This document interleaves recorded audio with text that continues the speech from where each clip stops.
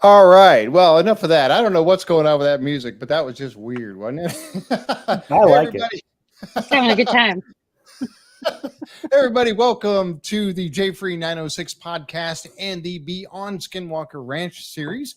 Welcome to my co-host tonight, Shannon Desalvo and Seth Bridges. How you guys doing tonight? Fine, thanks. How are you? I'm doing fantastic. This has been, as you guys know, anybody that's also a Curse of Oak Island fan knows that I am up in Nova Scotia still, Mahone Bay area, out here by the Curse of Oak Island, Oak Island, where the show is being filmed out here, and had a great week out here. So it's been wonderful, really truly has. And I'm heading back, and they got all the fires going on in Canada. Seth, you're down in Texas, so you're not being affected by the smoke down there, but No. you are, Shannon. Yeah. Yeah, we are. Our air quality is considered to be unhealthy right now. It's at like 170 or something. Wow. Yeah, and I'm going to be driving through it, leaving here. So, yeah. Well, you've had quite the week, though. Yeah. It's been a crazy week. It really, truly has. I mean, I just overwhelmed by everything that's happened up here. And Linda, who is helping us tonight with the chat, she had a lot to do with the secret stuff that was going on that I was not prepared for, for my birthday and all that kind of stuff happening. And so I blame her for most of the shenanigans that took place. But it was really, really good. Yeah. And I hate to leave. This is one beautiful place. The coastline of Nova Scotia, all along this coast, is just beautiful. What a wonderful place. You ever think about that little Nantucket seaport village, with the little, that's this place all along the coast. It's just awesome. Really, really awesome. That would have been enough for it to have been a great birthday, I would have thought, and then to have had all of the other exciting stuff. You must be on cloud nine. I wouldn't want to leave either. Oh my gosh. Yeah, definitely, for sure. So, all right. So anyway, for tonight's show, folks, I want to let you know, please click on that subscribe button if you have not already, and click that notification bell so that we know. Yeah. Oh God. Yeah. So click on that notification bell so that you know when we come out with new content. Because sometimes I'll just jump out there with new stuff, and whenever I got something I want to talk about, or drag Seth along or Shannon along, and we'll talk about something. So that way, supposedly it's supposed to notify you and let you know right away when there's something that has happened, some new content that's up. But for tonight, and if you like the content of our show, give us a thumbs up. It really helps with the whole YouTube thing. So appreciate those thumbs up. Really, really do.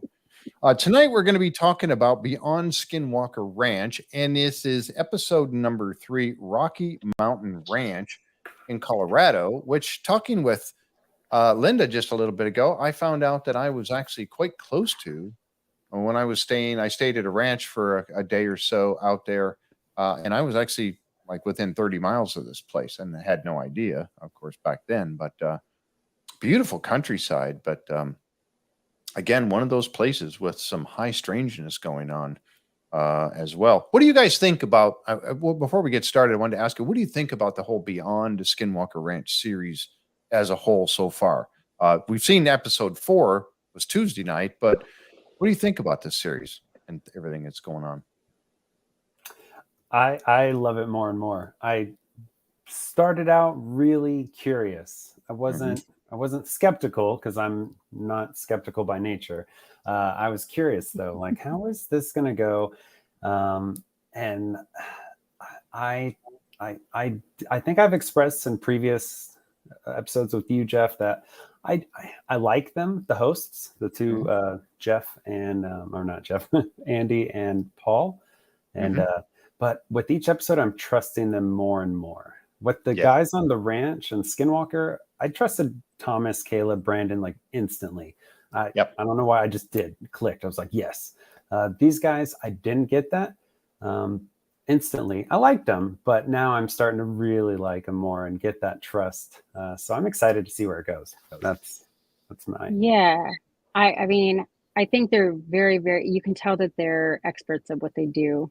I think what's unique about the ranch, Skinwalker Ranch, is that like it feels, you can tell that there's like a relationship between the team, and we kind of came into it. So there's already like that level of comfortability.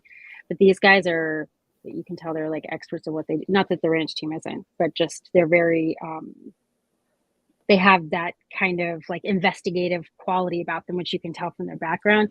I think that this show was a genius idea too, because like we all know if we're interested in this stuff, then we're all aware that there are multiple places kind of across the globe, but we know of in America. So it's really exciting to know that not only is it being investigated, but like the, you know, Eric and Travis and Brandon are helping to push it along, because we often have insiders come in and talk about like, well, that's really the only Skinwalker Ranch people that I talk to, right? Or probably other insiders, but they talk about these other hotspots. So it's really, really neat to see them being able to be put on display in this kind of format. Yep, I agree 100%. I wanted to throw that out there to you all watching in the chat tonight also. What do you all think? Colorado has been represented well so far on Beyond Skinwalker Ranch. Yes, it has. Pretty much. Oh, yeah. Both Mount Wilson Ranch is on the other side of Denver, correct? And that's in Colorado. And then obviously Denver is, but I meant the ranch. Yeah, I think so. I think it has. And I wanted to ask you guys, what do you think? You know, pipe in if you feel like it. Let us know what you think about this show too. And again, I kind of agree with you quite a bit there too, and both of you actually, Seth. It is that I was watching this, and at first I thought, okay, you got a ex-CIA guy that was, you know, with his background that he has, and then Paul being a reporter, a field reporter, and I thought, man, where's the science in this? Where's the science guys in this? You know, shouldn't you have an Eric or a Travis or something like that in this group? And so I was a little, at first I was kind of like, I don't know, but now I'm like, yeah, I think they're doing a pretty good job, and they seem to know what they're talking about. And the experts that they bring in. Sorry, Shannon, go ahead. No, go ahead. No, you please. That's all I wanted to say was just that's where like the experts from Skinwalker Ranch, getting to see those familiar faces from the early seasons, come help them out. And Andy does a really good job of explaining the science. I'll give him that. I think, the way that it's investigated is such an important, I think it's interesting because it's sort of like everybody can have these experiences, like the places that they visit. And this is having an investigative who can take it back. If they don't understand the science, then they know that they've got people behind them that can know what to look for, or like what the important science of it is. So I don't know. Yeah, they've certainly got the tools, the stuff that they've been using. No kidding. Yeah, for sure. They have the tools, that's for sure. And I noticed a little bit too. I just wanted to mention that I know my internet here is a little wonky tonight, and I think that was what was happening with the song there at the beginning. It was kind of like whoa, like like an LP that was running, but you're changing the speed on it. I don't know. I was hearing that. I don't know if you guys were hearing that, but I didn't hear it. Oh my gosh, it was like a remix. But it was my internet. Yeah, I was being. I love that song. But it was. I was getting some funky stuff, but I am Joy. Oh my gosh! Thank you so much. That is so cool. Thank you. Really appreciate that very, very much. But yeah, I noticed while you guys were talking, it froze a little bit, and both of you froze, so that means it's me. So hopefully, you guys might have to carry the show if I drop out. So if I drop, just go ahead and keep on. I don't have all the pictures that you have, but I got it. Yeah. I'll be your backup person, Seth. You can carry the show. I'll just be in the background. We'll lean heavily on the chat. What do you guys think? Yeah, exactly. Well, right. B. Jones had just said that Beyond Skinwalker Ranch is finding similar anomalies as Skinwalker Ranch. Yes, they definitely are, and that's a really good point. Now, this particular story, we find out right off the bat that there is a lady that was she lived on this ranch as a child, 9 years old, Katie Paige. We find out that Katie Paige was there as a child with her family, and some weird things happened out there on the ranch when she was a kid, and things that would definitely, well, I'm going to just say freak you out, especially as a kid. And there was, I don't know how many brothers and sisters. They were trying to keep some of the lid on this and weren't showing too much of that. And they didn't give us the address of the place, which I think is cool. If they want to keep that hidden, then they should. And I think that's a great idea to do that. And I do have my pictures here, of course. And so I'm going to bring this up real quick. They also didn't give the names of the current owners, which yes, totally understand. I think that's, I mean, they'd get bombarded by people thinking that they can, like, I mean, just what we even see at the ranch is people thinking that they're entitled to kind of like show up. I imagine that's what would happen if it was designated like a place with high strangeness. People would just show up. Yeah, they would. And I think that's absolutely fair to make sure that does not happen with these people. So don't go look for it, folks. Don't go try to find these people. Leave them alone and let them live what they've got out there. Please do not go out and try to, find this place and hang out there or whatever. I know that our insiders wouldn't do that. I know we have an awesome group of people. So let's try to keep that keep that out. But anyway, so they didn't show the longitude and latitude for this particular place, which I thought was great. Here's a picture of Katie Paige, and she is also the director of Colorado Mufon, the Colorado division of Mufon. Now, you think about that. At first, I was kind of like, okay, that's kind of, a strange coincidence. But no, if you were a child and you went through some of the things that she went through, you probably would be either freaked out completely and not ever want to ever even think about this stuff anymore, or you might be of a person that wants to investigate it and find out what the heck really did happen. Yeah. And I mean, who better to be investigating this stuff is somebody who's experienced what they've experienced. Yeah. And Seth, you mentioned that earlier about how Eric had said, so she's an experiencer. I like that they started using that word.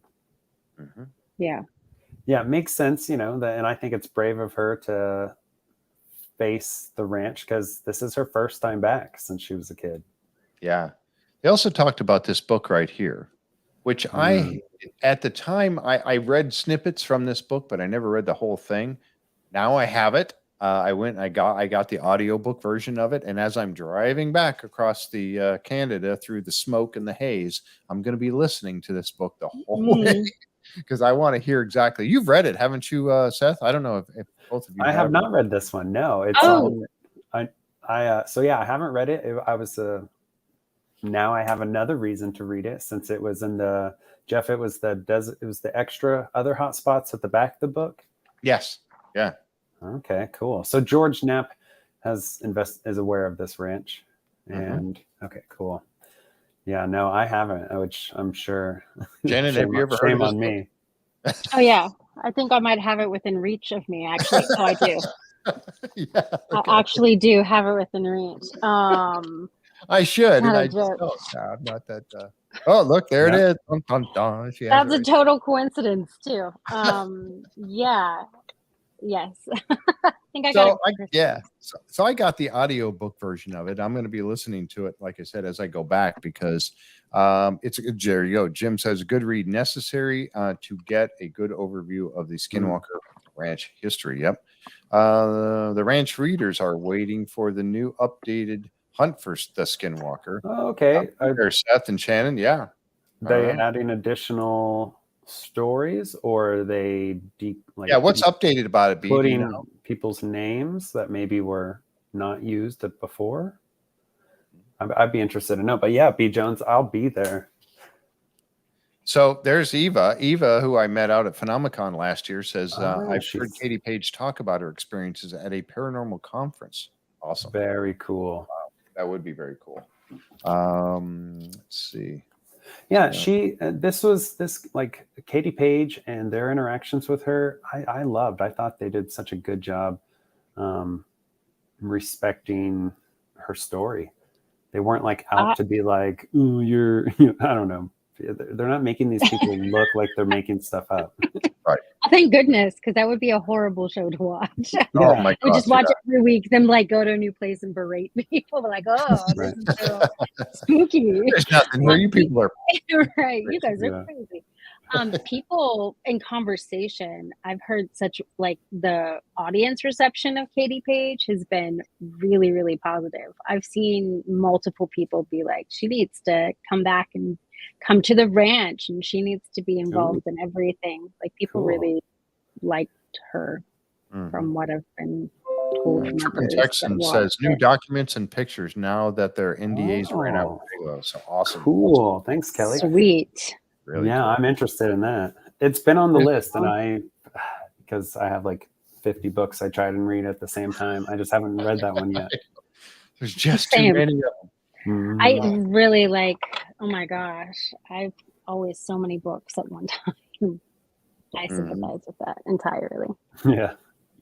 This particular ranch out here in Texas, again, and like you said, Shannon, there's so many places. And that's one of the really cool things we like. We talked about this before there was a Beyond Skinwalker Ranch, about the fact that there are so many other places because the high strangeness, the phenomenon, the anomalies that are going on at Skinwalker Ranch are not confined to the ranch or just to the basin. They're happening in a lot of different places around the world, and that's awesome to see that they're taking it and finding this out, because that's what you do in an investigation, right? You look at every you talk to the locals, you find out what they know, and then you spread this investigation out. If you hear something about going on somewhere else nearby, or even thousands of miles away, you go check it out. And that's what I find really good about this show, and I'm hoping they we see them even go overseas if need be to. Interesting. That would be cool. I think this is definitely a natural progression of that's the way that I view it, because if I was doing something like what the team is doing, obviously you'd want to try to make connections to other places and investigate that as well. I think there's a misconception that sometimes I've heard of them being like, the ranch isn't the only place that weird things happen. It's like, nobody has said that literally ever. And now here's more proof of them being like, we understand that there's stuff that's beyond the ranch, and that's of interest to us too. So I think it's just proof to the fact that it's a serious investigation into all of these things and what it could mean. Yep. Yeah, absolutely. Yeah. So, Jim I was just gonna say, please, Jim had made a comment in the chat earlier. I think Linda put on the screen where he was saying it's almost reassuring to see that it's going on everywhere, that right, maybe even your own experiences are being validated watching this show. Absolutely. I would think a lot of people's experiences that maybe aren't even they watch it, but they're not involved in any type of group or online discussions, and they're seeing this stuff and they're feeling validated, and maybe it'll give people the encouragement to be able to come forward too with their own stories, and we'll discover more places and information, because that's what happens. So it's like solving a puzzle with collecting all these little pieces. Exactly. There's a lot of ranches involved in these, though. Yeah. Is that the key? You must have a ranch. I'm going to start calling my place, the Freeman Ranch, and just see if that changes anything. There we go. Just the name. There must be something special about the name. So. Welcome. Yeah, the Freeman Ranch. Yeah. I think y'all are onto something there.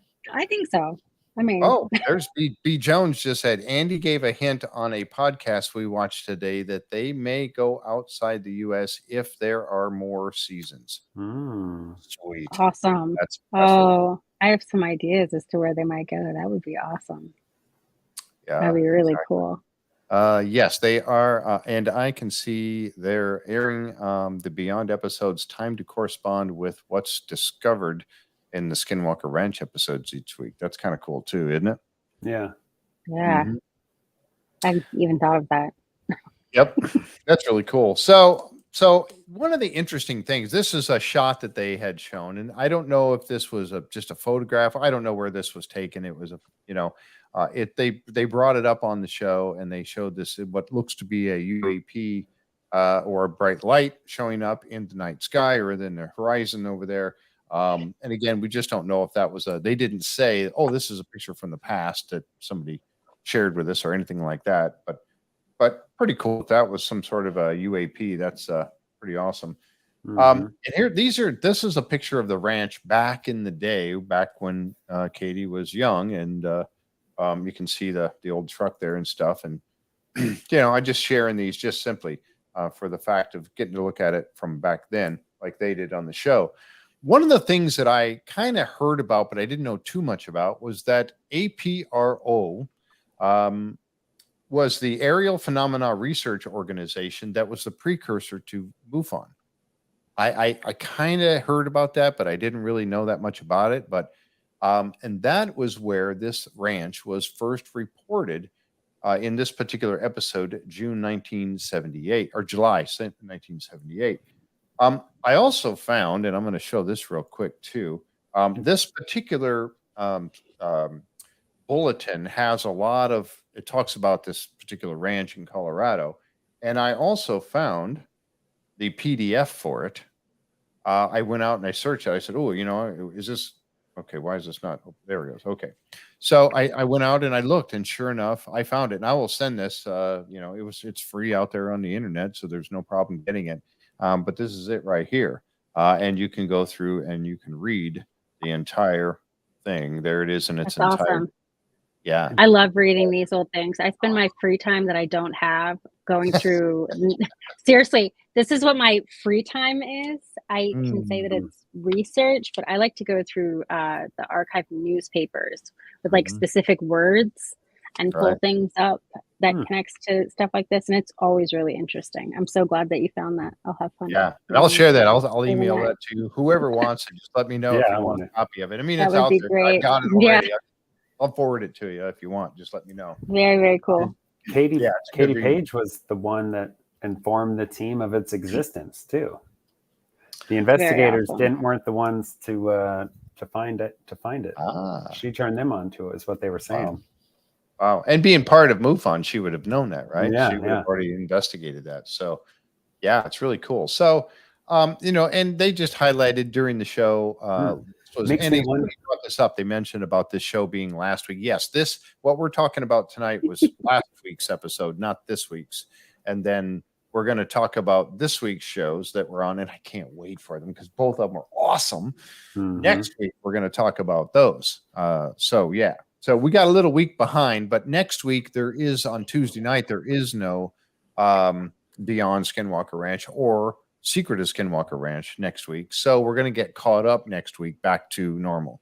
I had to take last week off. There was no way I was going to be able to get all this done and do these podcasts last week. So that's why we shoved it out 1 week as we did. So it's like somebody mentioned that in the chat, and that's why we're talking about last week's tonight. So just so you know that. But you see these little articles, and they highlighted a few portions of this Rocky Mountain Ranch. On occasion during the electrical blackout, the radio and stereo systems on the ranch and bunkhouse emitted sounds of a voice saying, and this was the freaky thing. I mean, imagine, as a kid especially, if you have a blackout on the ranch, you have no power, and then all of a sudden you hear something. Now, it described it in this here a little bit differently than what Katie had said when she was sitting in there talking to Paul. She had said that the voice came through. It was like, she said, it's like coming through the cracks in the walls everywhere. It was coming through just like everywhere. And it had this, like, I think she described it as like a robot type, not really a robot voice, but a very monotone voice, I think is the way she said it. But it was saying, we have allowed you to stay. We have interfered little. Your friends will be instructed to remain silent concerning us. Now imagine you have a power outage, and then all of a sudden you hear that's coming, like emanating from everywhere in the house. I mean, as an adult, that would freak me out. I would be concerned I was having something neurological happen to me. Like that would be my Yes. seriously. Yeah. Like that is a lot to have happen. Just like Yeah. sensory wise, like it Right. going like I wouldn't be able to That's a go lot. back to that place if that were me, or at least as a child. I don't know if they went back multiple times or how do you, yeah. And then reading this, like, I'm glad you got a snippet of it, Jeff, because I didn't catch this watching the show, but seeing these other things that happened on the ranch, this guy seeing humanoids land, cattle mutilation, even Bigfoot sighting. Pretty crazy. Yeah. Get a chance. Read that. I'll send it to you guys. Yeah. Yeah. I need to read this. I haven't finished reading it because I know honestly, I'm really interested. yeah, I haven't had a minute to catch up with things here in this whole last week and a half or so. But And I am going to be reading this yeah. in its entirety. So, but yeah, there's so much in here, and you see all the stuff that, like you said, they didn't talk about it on the show. Also, the humming sound, and the guys heard it when they were there out at the cistern. And we'll get to that as we go along here. Creatures Oh, who there we look go. like Bigfoot were seen in the woods. Dun, dun, dun. Okay, so Katie met with Paul, and they got a nice little chat there. There she is there, director of Colorado Mufon. And then they head on out to the ranch to start the investigation. Now, these are the folks that were out there that own the ranch now, and they said they bought it. They said abandoned. Somebody owned it, obviously, and they bought it from them, but nobody was living in it at the time, and it was letting it run down. They bought the place, and I don't think they ever said how many acres it was. Did either of you catch that? I didn't catch that. I didn't either. Yeah. And the daughter was saying I think the mom was saying they didn't really know anything about it. They just bought it. The daughter had heard some stuff online, I guess, reading about her house. Mm-hmm. What do you think prompted her to look it up? Right. Like maybe a person in town or something. I mean, it's an interesting to think. Like I wouldn't look up my house, for example, unless somebody had told me something had happened here, or like and I had heard about it. Right, because they didn't have any experiences really, other than the dad, right?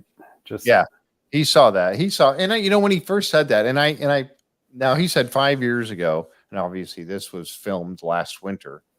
But he talked about the 5 years ago, he saw the string of lights following, and immediately when he said that, I was thinking about Starlink. Me too, yeah. But that wasn't up 5 years ago, right? I don't know. Or was it? Does anybody know for sure when the first Starlink satellites were going out? Was it 5 years ago? It might have been. I don't know. But that's immediately what I thought. Oh, that might have been Starlink, but I don't know. And I've seen those. I don't know if anybody else, if you guys have seen those. I've seen them before. I have too. Yeah, we saw them one night, and then they came back the following night, and so we called our children out to look up. But there was a car that was coming down our street, and they got out of their car because they thought that we were looking at like a spacecraft. We're like, it's a Starlink. It's a Starlink, which is, I think people are disappointed when they find out it's Starlink, to be honest with you. Like, it's really, really cool.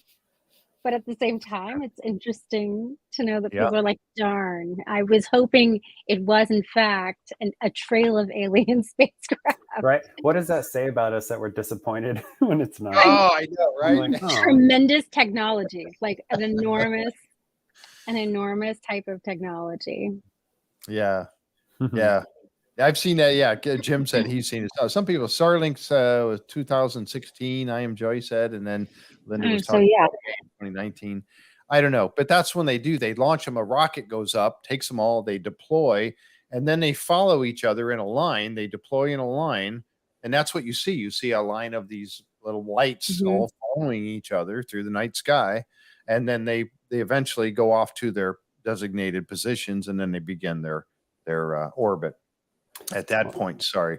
So I don't know. 2019, I guess. Okay, so 5 years ago. Was that 5? Yeah. 2019, roughly 4 years ago. Yeah. So and that 1 year could make a difference. It could, if you're talking about it being Starlink versus not. Right. And then they also talked about hearing that humming noise. Well, actually, I don't think the family did yet. No, they had never heard it until they get out to where we're going next with the well. Mm-hmm. So, yeah, and there it is there. This is the cistern out there. Yeah. And so they went out to check that out. Now, and again, I wish I knew more about this. The using a Geiger counter and actually getting readings around the area. Right. I want to get, like, me and my wife were watching this and we're like, oh, we want to start getting these tools, and just anytime we're out driving across the country or hiking somewhere on a, in a museum. My whole birthday was just like tools like this. I don't have a Geiger counter, but I got a ton of stuff. It's like it's like I'm building a Ghostbusters box or something. That's what I feel like. So cool. Nice. We went on vacation and we went on a paranormal investigator ghost walk, which was really cool, but they gave out equipment and I was like, oh, I've already got mine with me. You don't have to give me anything. There you go. And the guide was like, oh, okay. I'm like, this is how this works. I'm into very weird things. That's why we're here. So anyway. It was funny. I'm going to tell this little story. When I was at Phenomicon last year, when we first got there, Wednesday night, we were checking in and there was nothing scheduled for Wednesday night. Well, I was checking in and found out, in fact, they did have a paranormal investigation going on at a hotel in Vernal that had been closed for many years. And April Slaughter was there, and she was she was conducting the tour with folks. So I was like, oh, I need to get in on this. So I did. And again, we got there. And so, I mean, of course, I had my truck and trailer and everything, my RV out there, and I had it loaded down with all this gear. And so I showed up out there, and I'm starting to pull out this gear, and I got, thermal imaging cameras, and I got, night vision cameras, and I got, and so they're looking at me, and here they are. They got their team, Cypress Paranormal Investigations was there from Texas, and awesome people.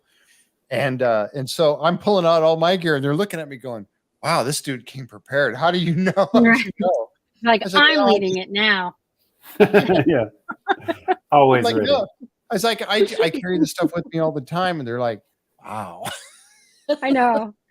I think my kids were mortified when I pulled stuff out of my bag. They're like, oh my gosh, Mom. Oh, really? Mom, I'm like, I do this all the time at home. And they're like, what?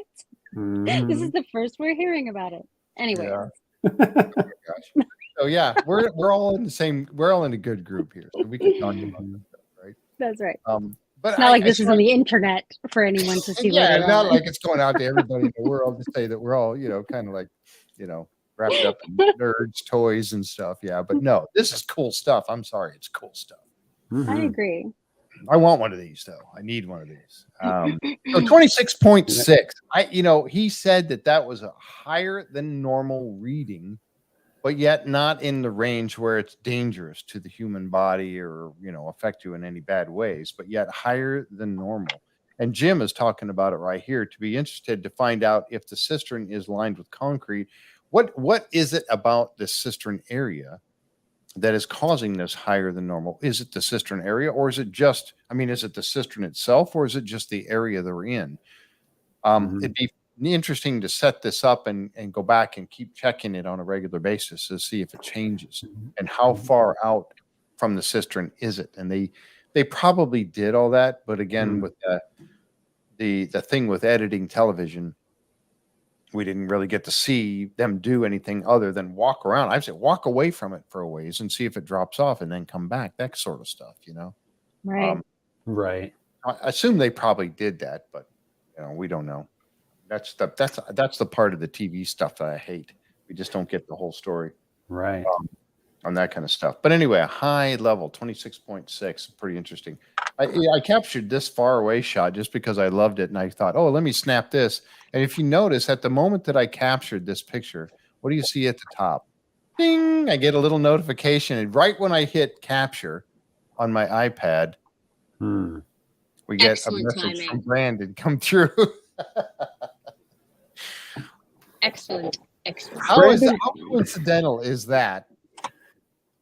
Brandon, yeah, that's perfect. Pops up, and I thought, oh, I got to delete that. And I went, wait a minute, that's from Brandon. It's super cool. He's got Even some of the most interesting interests, doesn't he? He does. I know I always ask because I find it really funny. I've asked pretty much everybody on the team, like, did Brandon buy the ranch because he likes horror or because he likes real estate?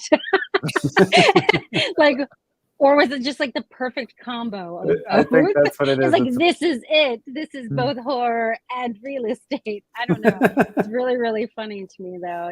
He's got such cool things. Whenever we're watching like auctions for stuff, my husband, who like collects movie memorabilia as well, he's like, I bet Brandon's gonna buy this. There's no point. And he's like looking at it. Probably. He's got the coolest collection of things. I mean, who could have the Terminator with his machine gun standing there getting ready to blow you away in your office? I mean, come on. I mean, that's I know. whenever he he's does on video, yeah, that's it. it's right behind him. The optics are really funny. You know, that would be a cool thing. I don't know how this is oriented in his office. I mean, you kind of get a look at it a little bit. But, you know, if you want, you know how they always say that if you're going to have a meeting with somebody, you want your chair to be a little bit higher than theirs, you know, give you that better, you know, more commanding thing. Okay, so you're having a meeting with Brandon, and the guns of the Terminator are aimed right at you during the meeting. I mean, what kind of seat are you going to be in at that point, right? Yeah, no, that's perfect. I think, yeah, I had not thought about it that way. That's hilarious and also awesome. Yeah. Who's in charge here now, pal? 100% it's Brandon. The chair is like much smaller and it's like right over top. That would be it. Yeah. Jim is all about the Depeche Mode. Yeah. So yeah. And Brandon loves Depeche Mode. So yeah, that's pretty cool. Yeah. Anyway, as we digress down that rabbit hole. So anyway, we got to keep moving because we got revelations tonight. Yes, we got ranch revelations tonight. Craig. Oh my gosh. Yeah, so they heard the humming, right? Did we talk about that? Yeah, they went out to that and they heard the humming sound. Thank you, Seth, for bringing me back on track. They went out to that cistern and they heard the humming sound out there. That and that girl, I've forgotten her name already, but she heard it, and they all stopped. And then, sure enough, there was a weird humming noise coming. Yeah, they all heard it. I thought that was really cool. Not just kind of one person, but all of them. I would like to have gotten, some analysis of that, and again, that's one of those things they probably did, but we don't. I don't recall us getting any analysis of that. No, I don't either. Great point, though. I want to know. So you see here in this little map, they were showing where the cistern is related to the ranch house, and they also have a silo out there. There's the cistern there, of course. Quite a bit distance from the house, the ranch house. But exactly in a line, like it's. Yeah, they did capture some audio, but I'm sorry, what was that? I cut you off. I was just going to literally repeat what I just said. Okay. And there's the silo on the other side there. And that's when Katie, when they were out there, they were walking around in the night. And of course, the snowstorm was coming in. And they go out there by the silo and they're checking out the silo. And Katie says, "Did you see that animal? There was an animal just ran by." Of course, the cameras didn't see it. Nobody saw it except for Katie. And then she goes, "Should we follow that? Where's the tracks? Where's the tracks?" Well, there's tracks, and they followed the tracks. I have seen this. I don't know if any of you have ever seen anything like this. Being from Michigan, lots of snow, of course. And I have myself seen where tracks go off, and I, was just walking along, checking those tracks out, and then they stop. I'm from Texas, so no. Yeah, so you have snow, however deep that snow may be. Tracks don't just stop. Now, if you see like a couple sets, maybe it went out and turned around and came back, like a dog ran out there, whatever, and then decided, nothing here, go back or whatever, and turns around and goes back. But you're going to see the double set of tracks. They're not going to walk in the same prints as they did before. Yeah, Jim, that's kind of what I was thinking. Okay, so she saw something run by. They followed the tracks out in the snow, and the tracks simply stop. They end, and there's no animal there at the end of that. So Yeah, what's that all about? I mean, That's super. another, yeah. I wouldn't like that at all. No, that's when you start looking around going, okay, look up. Always look up. Don't forget. It makes me think of Expedition Bigfoot, and I know I'm jumping shows, but when they'll be like on the track of, something they hear, they're picking up big thermal signatures, and then they'll get to the spot, and it's almost like it just went through a portal, like y'all said, or turned into an orb and went up somewhere.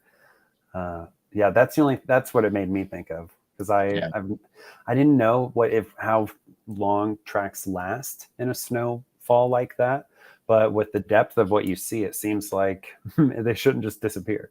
No, I'm sorry. Go ahead, Shannon, please. No, I was just going to say, and you would think that the first ones would be gone first, right? Like those would be That's another good point.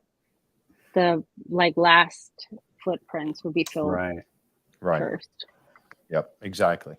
And so these were they followed them out there, and somebody asked, was it an animal or footprint, a human prints? And she said she saw an animal run by. So and these are definitely not human tracks. If you look at the size of the tracks, and I'll zoom in here a little bit. And in a snowstorm, they do fill in fast, especially if there's a little bit of wind.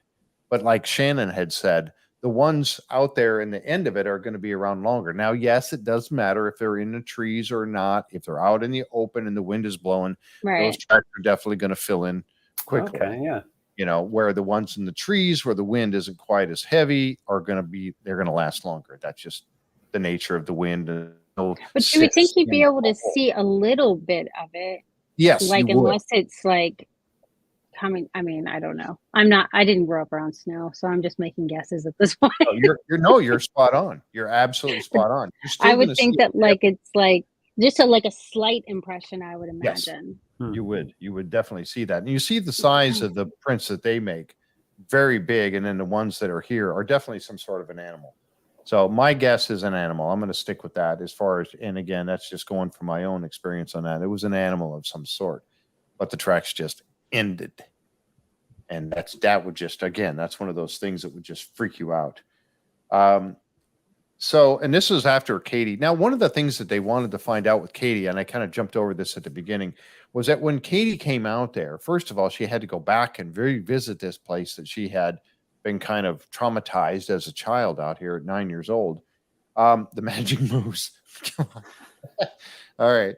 Okay. What's that one smoking? No. So Katie had to go back out there. And just like with Jay Stratton making a return to Skinwalker Ranch, Katie is making a return to this ranch. How will the ranch react to her return? That's one of the things that they wanted to find out with bringing her back out there. So they checked out the silo. Nothing about the silo, but did see an animal run by, followed the tracks. They stop out in the middle of nowhere. They just end. And that was pretty freaky. And then they start doing some readings. Now, this is where I got a little confused, and help me out. Yes, I was a radioman in the Navy, and I do understand frequencies and transmitters and receivers and sidebands and upper sidebands, all those kind of things. But when they were talking about this 1.6, we know about the 1.6 gigahertz that they find out all the time on the ranch. And then they talked about on this episode 1.6, 1.7, and 1.9. Now, they were talking about these frequencies. 1.6 gigahertz is they allot certain ranges of frequencies for certain things. Citizen band radios get to certain ones. Cell phones get to use certain frequencies. They hold getting all tied up here. They hold certain ranges of frequencies for particular use, for military, for whatever. Okay? Right. Yeah, we actually have a chart of that we give out to people. Yeah, I remember that. Yep. Because there's bands. Yeah, 1.6 is reserved. Now, I didn't know about 1.7 and 1.9, but I guess they are as well, are reserved for communications between space and the Earth, and Earth to space. So like satellites? Yeah. Okay. Yeah. So that's what it's reserved for. So but I didn't know there was that broad of a range. So when they talk about picking up a signal, which they did when they were at the ranch, they were picking up some signals, 1.6, 1.7, and 1.9. Were they picking up bursts and satellites? When I was in the Navy, and I hope I'm not going to get in trouble for saying this, but we had a computer programs that was on board the ship that transmitted in to satellites. It bounced it off a satellite and it was retransmitted to the ground. That way we could get signals anywhere at any time. No matter where you were, you could get signals out there. So it bounced them off a satellite and back down to the ship and vice versa. And we would take an entire message that might take with the old teletype machine to a long time. I'd make the sound effects for you guys. Yeah. So it would take a long time for that signal for you to transmit that entire message. But when it does it with the satellite, the computer, you would load it all into the computer, and the computer would go zip, and it'd be over that quick. It would send the message that fast. So it's going to be in data bursts. When it goes up and comes back, you're going to get these data bursts. And we saw them getting those on their RF scanner that they had, or RF analyzer. They were getting those bursts. So I was wondering, were they not just picking up signals from a satellite? Now, on Skinwalker Ranch, when that happens, it stays for quite a while. That transmission lasts for a long. It's not a burst. Isn't that part of what's impressive? Because a satellite can't maintain it because it's moving around, right? So it can only do it as it's coming around, or they'll have to switch satellites. So that the 1.6 being stationary, that's like really significant. Mm-hmm. And in this case, I feel like they were getting it was very responsive to Katie. Mm-hmm. I wish they had kind of had some other people say the same, or I guess the first guy did talk, got nothing. Katie every time, even when they brought in the team from the outside to try and repeat it. So I think even though it was in bursts, it was very much communication style. Mm-hmm. That's what I was going to say, is that if it's responsive to like a one stimulus, then that would at least give me pause to be like, I don't know, a satellite could be going around, but what are the actual statistical odds that it's going to come over right as she's talking? Like, that seems right. I think that's probably why it's significant. I would imagine. Yeah. So what they did was they set up, they brought out this gentleman here with Paul and with Andy, and his name was Jairus. I think it was Jairus, Dover Spike, and they brought him out. Now he's a engineer and a ham radio specialist, and he talked about what they want to do is transmit. Now they're not allowed to actually transmit, I guess, right on the 1.6 gigahertz. Not with a ham radio, because it's much stronger than what the guys would use on the ranch. But they can do he called it harmonics. Now, if you're transmitting on a different frequency, it's going to do these sidebands. It's going to have these harmonics. I think it was Andy that said something about hollering into a cave or somewhere where you get that echo effect. Mm-hmm. Okay, so it can be heard on the 1.6, even though they're not on it technically. Yes, thank you. Perfect explanation. So that's what they're doing here. Now, he set this up with a ham radio. Now, what they did was they set up these old radios, these old time, older radios. They brought them out. They set them around in the house. They tuned them to just a static frequency where they were not picking up any kind of radio station. And they put them around the house. And then they set up like a microphone to pick up the sounds coming from these so they could analyze it. Okay. Because remember, they had talked about the fact that all the power was out in the house, and yet they were getting this weird voices coming through. Right. Mm-hmm. So then they transmitted to where it bounced on that harmonic coming out on the 1.6, 1.7. And the guy, Jairus, he picks up the microphone and he says, CQ, clear channel, clear channel. He wanted to let them know, and he transmitted on there for a moment. They wait. Nothing happens at all. And we don't know how many times they tried it, but he transmits, nothing happened. So then they get Katie and they said, Katie, okay, let's have you say something. Katie gets the mic and she says, hi, this is Katie and Paige. And I was here. Do you remember me? I was here as a child on this ranch. And, you know, and I forget all exactly what she had said. She lists her name. She said it was me. She lists the other kids. She doesn't give their names. She's like, me, the others, the boys, we're back and we want to talk to you. Mm-hmm. I love how your face, you're like, this is so cool. Yeah, I mean, it's super, because that's what, I mean, that's kind of what you're looking for, right? Is like a way to communicate, to have a response. That's like the sweet spot. You're hoping for that. I mean, all the efforts in every place, it's ultimately some sort of like communication. Yeah, from what they showed us, every time she went to the mic, it responded to her in a measurable way. Yep. I wonder if that was validating for her too. Oh, heck yeah. Because like before, when she was a kid, it's not like there was the ability to measure her experiences. She's just been talking about it. To have an opportunity to be validated in what she's been saying this whole time. Right. Exactly. And they got the validation. We didn't get the voice saying, hey, Katie, you're back, or, you know, whatever. Right. You know, but they did get a response. So when Jairus said something, they got nothing. Absolutely nothing. And you're looking at they had the analyzers picking up from the microphone. They were looking at all these different frequencies and watching, and they basically got nothing when he spoke. It was just static. And then when she spoke, bam, everything just took off. And again, like I said, we didn't get voices, but we got a huge response coming back. Now, this would be from those AM radios to the microphone that they had set up in the room. And it was static. It was static noise, but it increased dramatically when she spoke, right as a response to her. I mean, that's validation for sure. I mean, yes, Maura, absolutely. Yeah.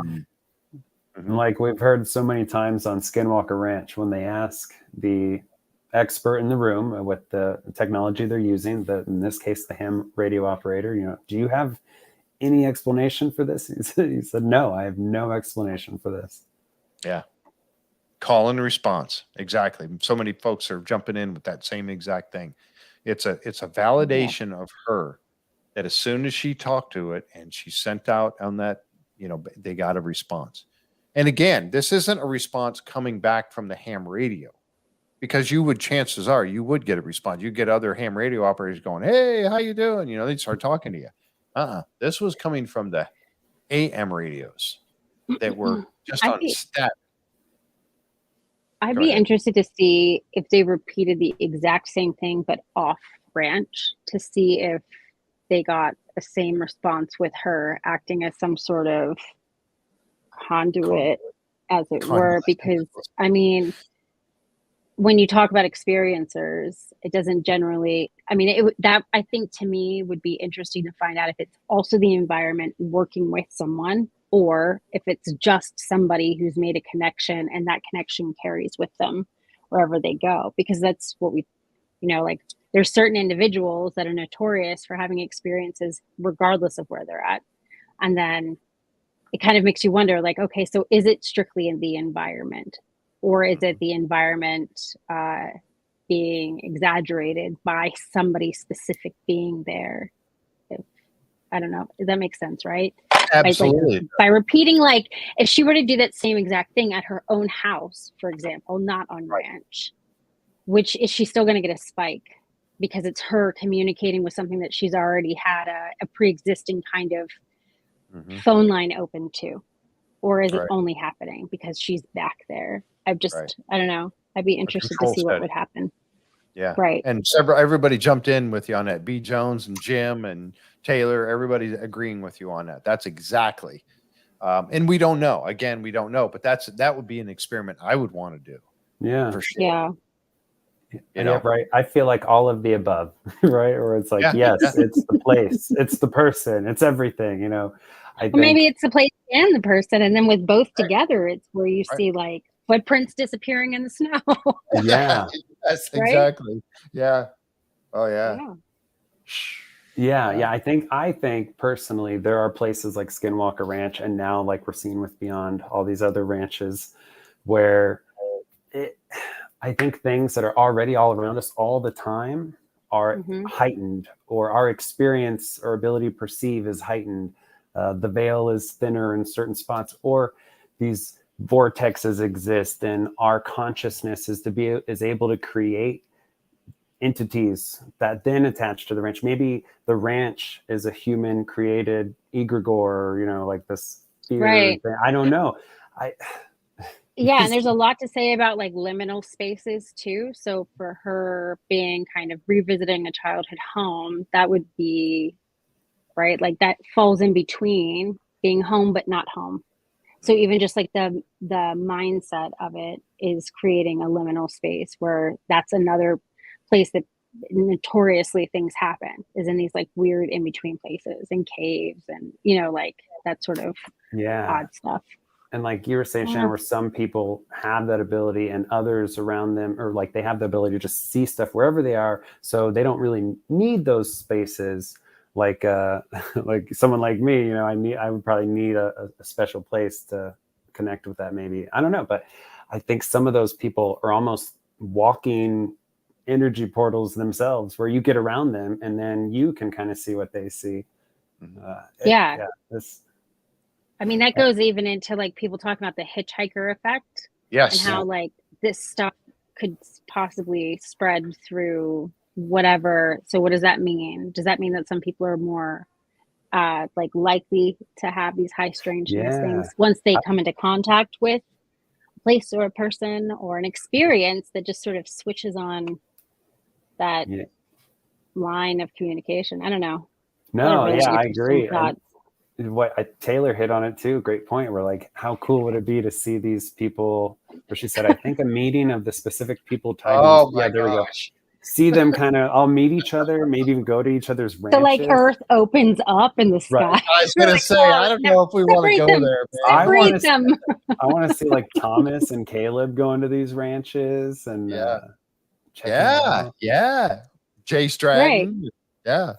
People that Ooh. people that are already have stuff like that happening, and you get them all together in one place. Woo, you might be opening up some big old can of worms on that Right. one. Like how interesting would that be if Jay was at that place and got a response there too? Yes. Right? Yes. That would Oh, be crazy to think about. Mind blowing. That like he had an impact on the ranch. What happens if you take him and you put him in another place that's like known for stuff? That would be really interesting. I don't know. I think we've got some good ideas. They should probably consult us for the next I know. season. That's what I'm saying. You know, you need to watch the show. You know. So, okay, guys, Andy and all you, you know, we're giving you some great suggestions here. So, and the guys on Skinwalker Ranch, of course. So, but you see their elation. I mean, yeah, Thomas too. Exactly. Yes, I agree, Jim. Yeah. So there, you look at their reaction. I mean, they're fired up. I mean, they're just jumping when that happens because everything you watch it, and I wish I was going to capture the video of it, but unfortunately, I'm not at home with all my fancy gadgets, yeah. and I just couldn't. But it was like you just saw the analyzers, the spectrum analyzer. They were just go, and you hear it, you know, and it's like here, and then they all just jumped because look, you know. So they were very excited to get that response. Yeah, Andy keeps winning me over with his enthusiasm. And Yeah. And this reminds me, I forgot to point out, when they were at the cistern, I really liked how when he was doing the Geiger counter, he turned to the family and he was like, I'll explain everything that I'm going to do. There's no secrets here. Yeah, I like that. Yeah. Yeah, I like that too. That was really a great point. Yeah, and then they called in Paul and the young girl who lives on the ranch and repeated it, got it again. Tacos for everyone. Sounds good. Sounds good. Yep. Oh man. So keeping with the idea of doing things that seem to be working at Skinwalker Ranch, and some people are poo-pooing, oh man, all they want to do is be shooting off rockets. Well, rockets are getting you a response, then you just keep doing it, right? So that's where they go next. They go next with that exact thing. They bring out the Lock Precision guys. There's Dave, of course, and also Alan. They bring these guys out to fire off some rockets to see what happens. Are they going to get the same type of weirdness happening with the rockets that they get at Skinwalker Ranch? Repeatable, like we just kind of talked about that. It happens over there. Will it happen over here? That's kind of. I keep seeing your black cat behind you, Shannon. That's kind of like freaky almost, No, It's awesome. She was watching you a little I while almost ago. moved her bed before, but I was No, it's no, cool. she'll be fine. I love Part of the show. She's part of the show. She doesn't even know it. Yeah, exactly. Yeah. Well, I've seen Jeff's cat before on his show, so right. Like I think I've seen her or a cat on some of your Oak Island podcasts. Yeah, a while back when back in the early days. Yeah. Yeah, you're always like, get out of here, cat. Yeah, she would try to jump on the desk when I was, up here talking, and all of a sudden, bloop, there. Oh, hey, yeah, come to join the show. Mm-hmm. So yeah, that was she had an there extra. she goes. She had a weird paw. She had an extra right in between there on both front very paws. cool. Yeah, she was. No, It's like that's oven cool. mitts. I called her oven mitts sometimes. Yeah, because she was like she's wearing oven mitts. Really weird. Anyway, as I digress some more, so the guys come out to shoot off some rockets. Right. There's a group shot of everybody getting ready. A nice wintry day to. Any day's a good day to fire off rockets, right? So they decide they're going to shoot them off over here by the tree line, and they load it up with some electronics. Now, this is where it's really cool. Not just firing a rocket, but put some electronics on this bad boy and see what happens. So they do. They get this thing loaded up with a tri-field meter, and then also this altimeter. They put an altimeter on it as well, and they want to see what happens when they fire this thing off. Now, again, I love it's only at 5 figures. So they get this thing all loaded up with the electronics, and they fire it off. Now I don't know. Let's see so they shoot it off up in the air, and it's like it hit something or something, whatever. It did not reach its target destination. It was like it hit something and then comes tumbling back. And that's a picture of it falling. I never did deploy the chute. I never got to that point where it would deploy the chute, or that secondary burst to pop it open and deploy the chute. Never happened. And it made its way to the ground rather quickly. And then, of course, crashed on the ground. Well, they took a little reading. Now, this is something that, Seth, you had brought up about the post-analysis. They got back to Skinwalker Ranch, and I'm going to kind of jump ahead to this portion of it, because they got back to Skinwalker Ranch, and then they were talking with Travis and Eric about their results of this particular thing. And what they had experienced was kind of freaky. And I was talking about this a little bit earlier, but you see that right there. The tri-field meter hit 118. And the altimeter, I can't really read it, but it's showing. But as it was going up, and there was a camera, obviously there's a camera in there, and that camera is recording sound as well as video. And when they played it, remember when I said how the rocket never did achieve its full flight going up? And it was like it ran into something. It just stopped, and all of a sudden it's falling out of the sky. And it never got to the point of deploying its chute. Well, when they played it back, you could hear it hit something. And Travis pointed, he goes, oh, wait a minute, play that back. And you could hear it going up, and then all of a sudden, boom, it hit something, or it made a sound as if it hit something. And at that exact moment, that's when you get this 118 showing up on the tri-field meter. In the electromagnetic field. What an amazing coincidence. Yes. Yeah, Travis and Eric both seem really impressed by that. Yeah. This is one of those things where I look to the scientists. I'm like, does this impress the scientist? It does. That's significant.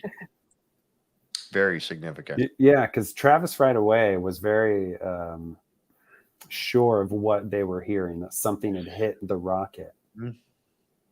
Yeah, either the rocket hit something or something hit the rocket. Right, yeah, to keep and kept it from deploying the chute, achieving its altitude, which I forget what was the altitude, 2,000-ish feet it was going to go up to. Yeah, did it hit? Mm-hmm. Did it hit what disappeared in the snow? Maybe. Maybe. Could it be? Maybe. I don't know. But again, it's one of those things where you're just like, what exactly took place there? You're probably like, I'll be fine up here if I just disappear and I hover above and then a rocket. And then all of a sudden now they're throwing things at me. Wow, They're shooting. I should have stayed. So yeah, I mean, again, you come back with this. What really took place there? It hit something or something hit it, and at that same moment you saw it, and they played it. You could hear it, bam, and then as soon as it hit that 118 shows up, and then it fades back to zero, whatever zero, and then it falls out of the sky. So what hit it? We just don't know for sure. Nothing was visible that hit it or that it hit.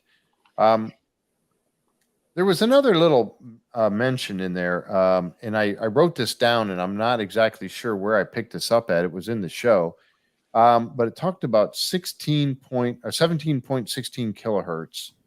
kilohertz, irritation, sleepiness, crazy, like a sonic weapon. Yeah, Eric and Travis, they were like talking to each other. What do you think the significance of this is? And that's when Travis was talking about if you wanted someone to get out of this area, you could play these frequencies and they wouldn't be able to sleep. They'd be irritated. It really is, to me, one of those things that, like, again, watching these shows will kind of confirm some of your scarier thoughts. Like that was one of those moments where I was like, oh goodness, sound weapons terrify me.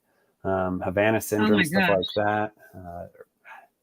Yeah, so that was what all the stuff you can't like protect yourself from with yeah, you just think you're going crazy.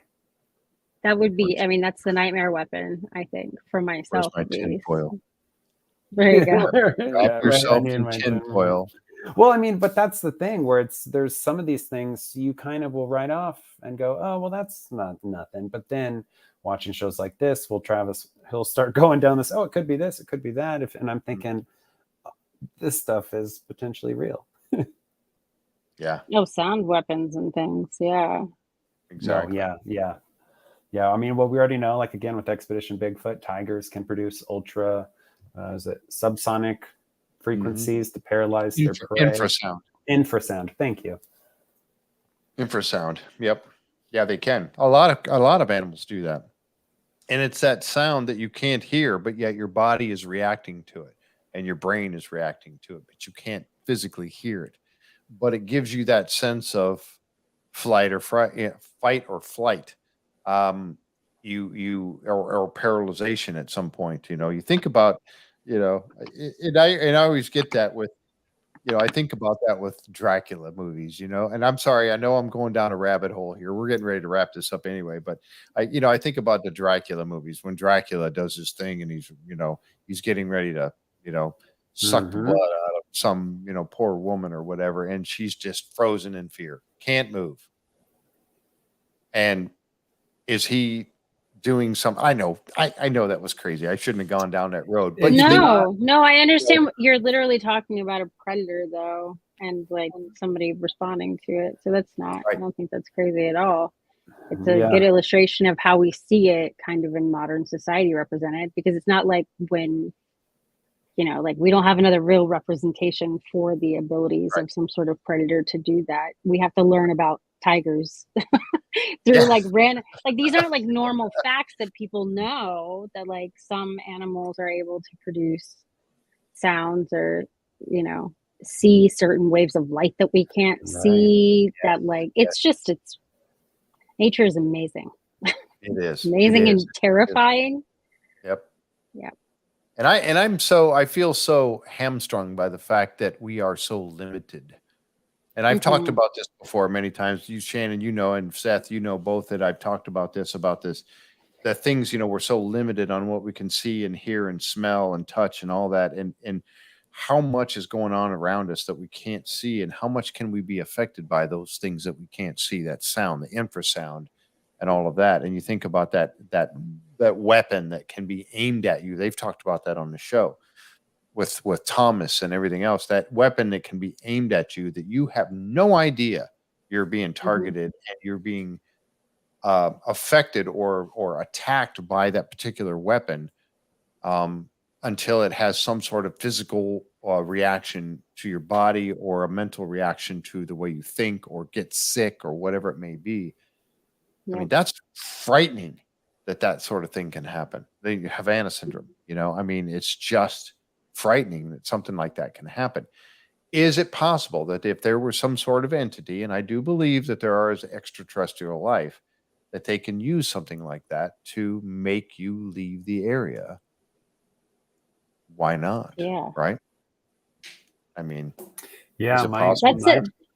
My thought is it ET or is it nature, something within nature that we're just not aware of?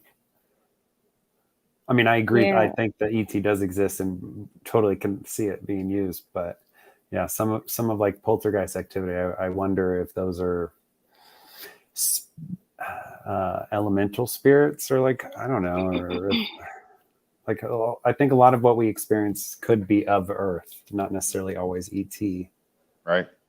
You know, like with Skinwalker Ranch, Brandon, or I think a lot of them will say, like, you know, this is, I think Brandon has said, this has been here a long time. It's far older than us. Maybe it's more of this planet than we are. I don't know. Here I go down the rabbit hole, but Oh yeah, no, I you're feel right. like there's so many different things at play. That's my personal opinion. I feel like that it's this giant puzzle that there's like things that we can't even think about. Like we have no frame of reference for the image of the puzzle. It's like trying to solve a puzzle blindfolded on a train and there's missing pieces and you have no, like, we don't even know what to look for. We're just kind of like putting our hands around, trying to see what we can based off of what we know. Like the more we learn about or advance in our own technology, the more we're discovering things, right? Because like they wouldn't have been able to, they might have been able to fathom it perhaps 100 years ago, but like some of this stuff we're only able to see on these handheld machines. So we can literally throw in our bags and take to an area to measure for things. It's brand new technology, and we're only now realizing, oh, we can measure this. But like these things have been talked about, written about, experienced for so long without any way to measure it. So I don't know. It's interesting to think that like I'm definitely in the mindset that we don't even know what questions to ask because we don't have the tools to ask them with yet. Exactly. Like it's like I can't tell you anything. I know the more I learn, the less I know. Yeah, the more you find out what you don't know. Right. I'm like, I literally know nothing. I'm just observing it along for the ride, I guess. Yes. Yeah. And Wanda, that's something I've said before. Wanda said Native Americans are tuned to it. And I agree. I think so too. And I think we've lost, and I've said this before, B. Jones. My goodness. Thank you. Oh, there's you were so kind. Thank you. But I think that we've lost that ability. Things like this. There's Chris. Hey. Yeah. I thought we were doing the Skinwalker Ranch review tonight. So Chris and I talked earlier about some of the indigenous stuff, the indigenous artifacts. Yeah. Indigenous artifacts that he found in the Eastern Valley dated back to the Paleo period. My goodness. It's amazing. Yeah. But so, yeah, there's so much happening out there. And you talk about the earth making some sort of reverberations. You know, you get those, and you guys have seen them, where somebody all of a sudden will have a video recording on YouTube or TikTok or whatever it is of some kind of a humming sound coming in an area. And everybody's like, what is that? They've never heard it before, recording it. And it's is it the earth making that sound? It's like the earth groaning. Like, I know, right? Where's it coming from and what's making that sound? I mean, And there's the Taos hum up in Taos, New Mexico. People will talk about hearing this humming. I talk to people that have heard it. I've never heard it when I go through. You think about that humming though, and then you apply it to like the sound experiments that we've seen, right? And you're like, oh, what frequency is that hum at? Because I know when the episode this past week, which I know we're not reviewing, was going on, when they used that one frequency, I don't remember which one it was. I had it written down. She freaked out, and she's really, really mild cat. Like, she doesn't, and I was talking to other people, and they were like, oh my gosh, my dog is reacting to this sound on this episode. So it's, I don't know. That's what makes me wonder, like, what frequency are these like earth hums coming at? Could they be doing something? Exactly. That's a very good point there, Chris. In his opinion, it's not the scientific method that matters. It's the native method. Oh my gosh. Yeah. I agree. Yeah. I mean, yeah. Thank you, Chris. Thank you very much. I can't wait to talk about what we saw recently on the ranch with I know there was some great stuff. It's coming up for next week that we'll talk about. So all right, well, we're getting close to the top of the hour, folks, and we got to break out of here so we can go to Ranch Revelations. I'll give you guys in the chat a couple minutes. Let me know what you think. Let us know what you think about that episode. If there's some final thoughts that you want to tell us about, we'll bring it up on the screen here. We tried to cover as much of it as we could here tonight, just from watching it. I watched it a couple of times and really tried to analyze what they're doing out there. But let us know what you think about this. I mean, did the ranch, in your opinion, react to Katie Paige being there? That particular ranch did, like we talked about here tonight. Could it happen to her in general, no matter where she is, just simply because she's been exposed and now she is? Her senses are open to that type of effect. I mean, tell us what you think about that, because there's so many and that's why I love doing the live chat, because it's you guys have some great questions and great comments, things that we never thought of, and that's why I enjoy that so much. And that's why I asked that question. Let me know what you think in these few minutes we have left here. Just tell me what you thought. What are your final thoughts on this? I thought it was a great episode. I think that these guys are getting very good at really analyzing this stuff and bringing it out. So what do you think? I liked how I'm seeing them kind of like the journalist going out and talking with Katie at the local bar and getting her to talk about her experiences, while Andy is really good at explaining the applicability of these technologies to a guy like me who doesn't get in on the deep science, but can appreciate that they're using it. So I feel like they're settling into their roles real nicely. And with every episode, it's just more and more fascinating experiencers that we're getting to meet. So I just keep getting more and more excited. Yeah, I'm excited to see I'm excited that the show exists. Like, we didn't even find out about it until right before it came to air. I'm excited that they're looking at more stuff. And I think when a show or any type of documentary around investigation leaves you with more questions than anything else, that's the best type of work, because it makes you start to think, and it makes you start to, like, I don't know, come up with your own theory and try to apply to things. So I'm excited to see where the rest of the season goes. I now would really like to see if I want to see Katie do the same experiment someplace else to see if I do too. We got to get a hold of her. Really, really cool. You're like, by the way, I'm going to try. I'm going to try to get a hold of her. We would like for you to do this for us. Yes, come on the show and do it for us. Come on. I'm going to try to get a hold of her and see if she'll come and join us at some point and talk about this. That would be awesome. That'd be really, really cool.